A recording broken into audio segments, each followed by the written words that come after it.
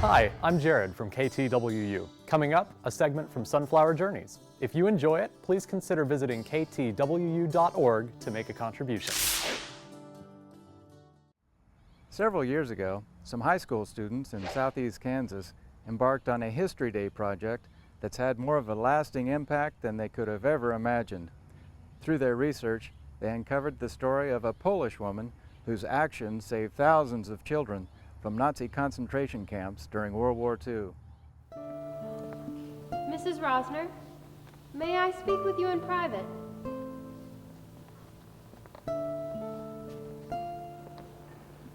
Your children, they need to be taken out of here. They could die in here, or worse, they could be taken for special treatment. My children? Leave us? Students of Life in a Jar began the project in 1999, and it was a part of a history project, and we had, over the years, completed about 90 or 100 diversity, teaching tolerance type projects, and they were looking for a good topic and found the name Irena Sendler, couldn't find much information on it, one website, and so they began writing a play and developed this play, Life in a Jar. But there is no time for tears now. You must decide. If your children stay, they could die. Is that your choice? Well, it started as a History Day project. We were just looking through magazines and we knew we wanted to do something over the Holocaust because that interested us. And then we saw a little clip of other Schindlers in a magazine. The article had Irena Sendler and said that she saved 2,500 children from the Warsaw Ghetto, and so we found that interesting and kind of wanted to check that out and see if that was just a typo, if that was true, and we just kept going. On the internet, we did a web search to find out if the 2,500 was a typographical error. She actually did save that many, and our web search brought up one website. It was the Jewish Foundation for the Righteous, and it confirmed that she did save 2,500 Jewish children from the Warsaw Ghetto. I'll be back, and remember, I can find a Polish family in the countryside who will adopt them and swear that they are birth children. Just the story, caught our attention to begin with, and we started developing the play and started developing everything kind of around it. Our schoolwork, everything was Irena there for a while, and then once we got to meet her, it all came alive.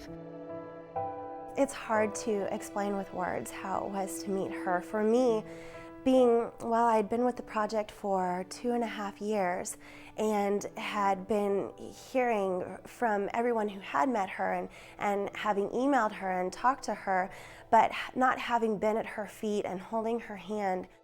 There I was, I remember walking down the street and I was getting closer and closer, and yet it didn't hit me until I walked in the front door and it was dark inside, my eyes adjusted, and I was walking down the hallway, and when I walked in, the sunlight was shining in her room, and there she was. She was so excited to see us and had so much to say, wanted to know about our families, about our lives, school. A modest, humble woman that just so inspiring. She's a beautiful, beautiful woman. We were amazed. We were actually looking, the students were looking for her burial place. They were looking for where she'd been buried, and they'd even written numerous cemeteries in Poland trying to find her name.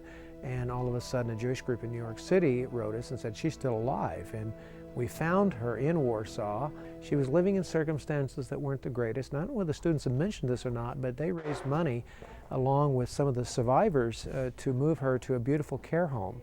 And that, without a doubt, lengthened her life. She was not in good health when we met her, and 7 or 8 years later she passes away at that wonderful care home that she went to. And it was to the credit of the young people that she could live the last years of her life in a good situation. She was so thrilled to hear about our lives and hear that kids from Kansas were interested in her. She didn't understand why what she did was so great. She was so humble about her life and humble about what she did. We asked her, what was your inspiration? She said, my father taught me if you see someone drowning in a river, you have to jump in and save them, whether you can swim or not. Is this the time? Yes, I will take your children through the courthouse tunnels. Take them now, for we cannot bear to think of this any longer. Irena was a social worker in Warsaw. Irena was very active in the Socialist Party. Her father had connections being a doctor, so she had many connections throughout Poland where she could find Polish families, homes, orphanages, different places to put these children. She started making false documents in 1939, right after Germany invaded Poland. She saw what was going on and immediately started making false documents, finding rations for food and different things. So she was always aware and used her resources. She did have 20 helpers, 19 females, 1 male, go in and out of the ghetto with her to bring out all of the children. Tikkun Olam means to repair the world. It's a Jewish phrase that was passed along to us in the early days of the project. Again, Life in a Jar is a play on the jars that she hid the names of the children she rescued and her network rescued. Today, I will bury these jars in the ground. Someday, I will dig them up, find the children, and tell them who they really are. As soon as the war is over, we can start reuniting children with their families. Irena Sendler. She wrote down all the children's original names and then the Polish name that she gave them and where they were located and where she had hid them, whether it was an orphanage or a convent or another family. And she stuck all those lists into jars and buried the jars under an apple tree right across from the German barracks. And so without those jars, all those children that are truly Jewish would not have known. And so that's how we came up with the title Life in a Jar. While we were in Poland, we performed this scene in front of 200 of the children who had been saved. It was very difficult to keep our composure. Many were weeping. One child survivor came up afterwards and whispered, "I recognize these scenes." After the war was over, Irena and the Secretary of Jagoda, Adolf Berman, went back and dug up the list and started reconnecting children with their families. As most know, most of the families had died in Treblinka, and so she wasn't able to reconnect near as many as she would have hoped. A lot of the families had moved on, and she tried her best, but not many did get reconnected. Fortunately, we have been able to meet some of the children that were reunited with their parents, like Professor Michael Glowinski. We were able to sit and talk with him and hear his story of being saved, brought out of the ghetto by Irena, and then reuniting with his mother and father.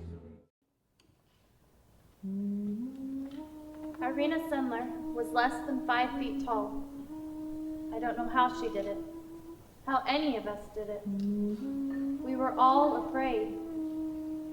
Irena was a light, a spiritual light in the darkness. She repaired the world one child at a time and proved that one person can make a difference.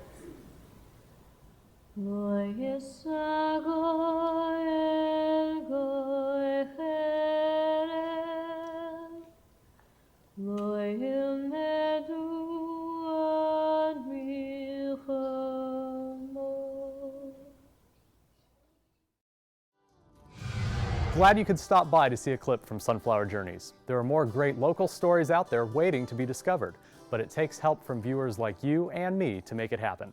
Visit KTWU.org right now to make a pledge.